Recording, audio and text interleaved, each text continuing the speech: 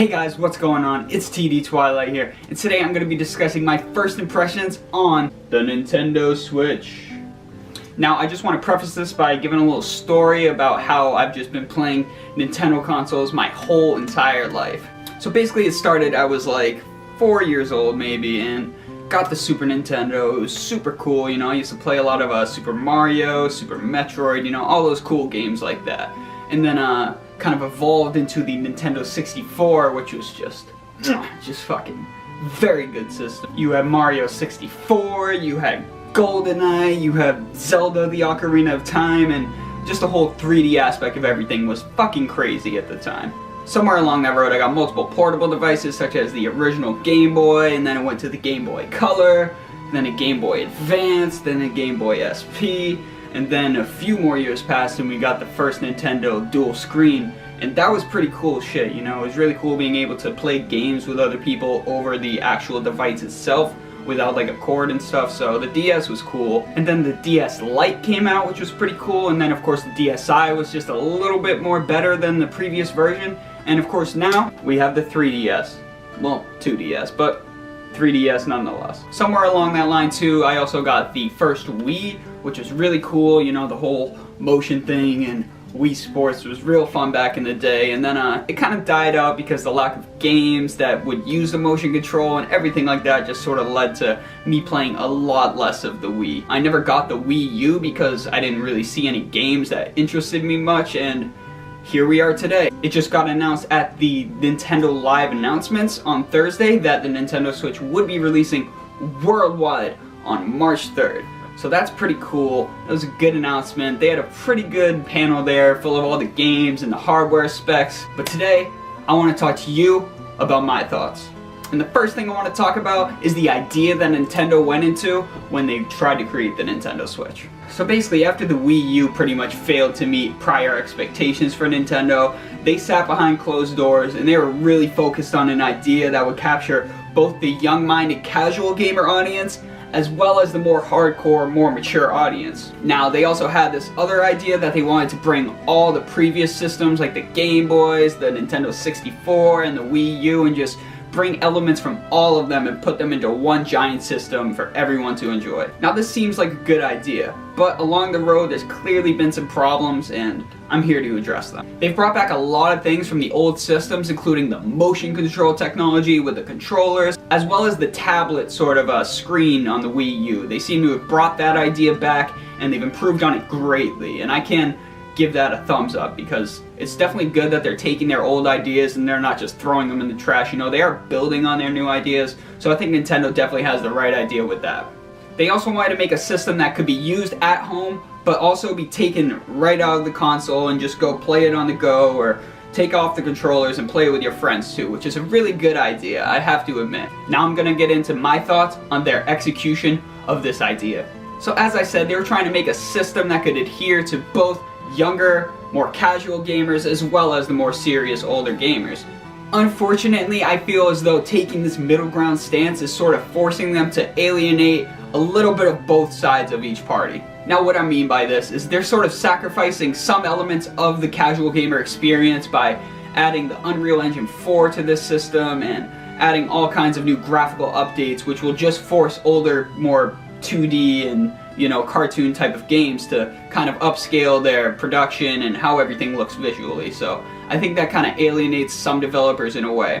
Also, I think that the more mature audience is still lacking the actual game content that they truly need to be able to actually pick up this system and use games on that over any other system like Xbox or PlayStation 4. I also think that the motion control technology is something that probably should have been left in the past. A lot of game developers aren't really focused on motion technology. They're more focused on the actual elements of the gameplay as well as the story, so it just doesn't make much sense that they would bring this technology back. However, I still do think that the idea of bringing this console on the go as an option is still a pretty cool idea, even though I can't really see people using this system at parties like they show in all these commercials.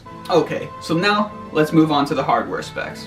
The Switch's main console is the tablet screen, which has the power button, holds the game cartridge, and can attach both the Joy-Con controllers to the sides of it.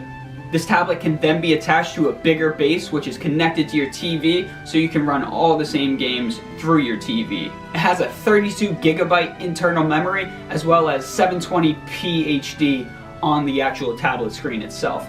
While when you run it in the actual TV, it will run at 1080.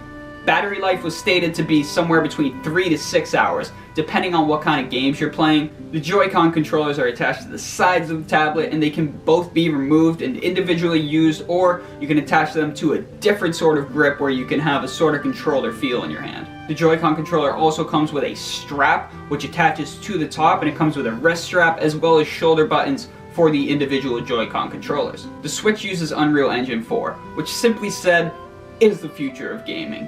Indie developers use it, and big-time developers like Microsoft and Sony use it. Everyone uses Unreal Engine 4, and it's gonna be everywhere, so this was definitely a good move by Nintendo to put this in. They've also added a new feature to each of the Joy-Con controllers called HD Rumble technology. They state that you're gonna be able to feel how much ice is in each cup, and it should be able to determine weight and stuff like that. I don't know. It's all up in the air until we get our hands on this device, but it sounds like really cool technology. Okay, so now I'm going to go over the pros and cons of the hardware itself. Nintendo has greatly improved on the previous Wii U's design of the tablet. They've now made it touchscreen, and you can take this thing on the go and play it anywhere, so it's a standalone device. I think that's a really good direction for Nintendo to take, and it's good to see that they're improving on their old ideas instead of just throwing them in the trash. The Joy-Con controllers are pretty cool, and they have a lot of different functionality. You can use them by themselves, or you can put them on the tablet, or have it in a controller sort of mode, but I think there's a lot of different options, so this will allow people to pick and choose which form of the controller that they want to use. Battery life. Now, I know 3 to 6 hours might not seem like that much, but when you're thinking about it, if you're running Zelda Breath of the Wild for 3 hours on the go, then that's pretty impressive. Now, this might be changed due to the brightness or certain other settings that you can turn down that really drain the battery, but nonetheless, it's not a bad battery all in all, so I give this the thumbs up. Nintendo has also switched to using the cartridges instead of the discs. I think this is a good move because discs generally can get scratched, and they really do take up more space, and they're just a lot more volatile than an actual cartridge will be, so I think that's a pretty good move on Nintendo's part. I also think the HD Rumble is a really cool feature, and I could even see other companies such as Microsoft and Sony using this technology in their own controllers in the future. The screen size is pretty good, even though it only runs in 720p, and I could see different features being brought into play like Netflix or possibly pre-recorded TV shows, so you could just watch them on the go or on the plane or wherever. I could see a lot of different uses for this screen, so I think the fact that it looks real nice is a good addition. They've also added the touchscreen feature to the tablet, which should make working your way around the actual tablet itself a lot quicker and easier. Alright, now on to the not so great parts. One of the things that's kind of up in the air is the charge for the actual controllers themselves. Now, it's not stated that these will run batteries or be rechargeable, but from just looking at this model, I can kind of assume that it's going to charge off of the tablet itself. Now, whether this will drain the battery on the tablet itself a lot faster, or if it'll just kind of slowly give it more power as it needs it, you know, it's kind of unknown, but I think that this could cause possible problems with the battery life on the tablet, and also as far as the long-term battery life, because as we know, the more you charge something and use it, the less the battery tends to last over time. So I just hope that the controllers don't really add to the negative aspects of the battery. Online functionality is pretty questionable. I understand that this is gonna run off of Wi-Fi, but there's a lot of games I feel that might require Wi-Fi for you to even play them. So if you were to take like one of these games on the go, like Splatoon 2, you know, you wouldn't really be able to play that unless you found Wi-Fi at like McDonald's or something. Another hardware con that I'm really considering is the actual internal storage of the Nintendo Switch. It has a measly 32 gigabytes. Now, anyone who knows anything about storage knows that this is not a lot of storage. It's just not. Now, there's a lot of systems that have some storage, but in this current day and age, it's not really acceptable in my eyes to put a system with only 32 gigabytes of internal storage. My Xbox has a 1 terabyte storage, and most standard Xboxes have 250 or 500, and I'm sure the same goes with PlayStation. Now I just kind of want to show you guys something for a sort of relative sort of idea of how big storage is. This is a terabyte of storage. Now this fits in the palm of my hand. I could put this in my fucking pocket if I wanted to. So there's just really no excuse for the Nintendo Switch to put such a small amount of internal storage into this console. My last sort of complaint is the Joy-Con controllers. I feel like they might just be a little too small to use individually for long term, and it might kind of cramp up your hands having to use such a small controller over time. However, I do think the pros outweigh the cons for the hardware, so I give the hardware for the Nintendo a thumbs up. Alright, now on to the important part, the software. Launch day games include 1-2 Switch, Zelda Breath of the Wild, Just Dance 2017, Skyland Imaginator, and Super Bomberman R. Now, I think it's important to note that Zelda Breath of the Wild is not actually a Nintendo Switch exclusive. It is actually coming out on the Wii U, so this is something to consider if you're only going to get the console on the launch day for Zelda Breath of the Wild. Now, I will say that I watched some screens and some gameplay between the Wii U and the Switch, and obviously the Switch looks a lot better. The colors and the schemes look just so much better and more realistic. You know, Link kind of looks this weird sort of blue tint in the Wii U version, where he looks a more natural skin color in the Switch. Now here's the games that will release after the initial date of March 3rd. Coming out in March, The Has-Been Heroes, I Am Setsuna, and Snipperclips Cut It Out Together. Now as for the spring releases, we have Sonic Mania, Lego City Undercover, ARMS, and Mario Kart 8 Deluxe. Now what we have coming out in the summer is Splatoon 2, NBA 2K18, and FIFA 18. Coming out a little later in the fall, Elder Scrolls V Skyrim is confirmed. And last but not least, coming out holiday 2017 is Super Mario Odyssey. Now this is a pretty good list of games, but unfortunately I think that they're not really releasing enough games on the launch day to really entice people to go buy the system on March 3rd. Zelda Breath of the Wild is obviously the big seller that they're pushing with this console. Now I just don't think that the Zelda community is necessarily going to buy so much of the Switch that it's going to give Nintendo the boost in sales that they need.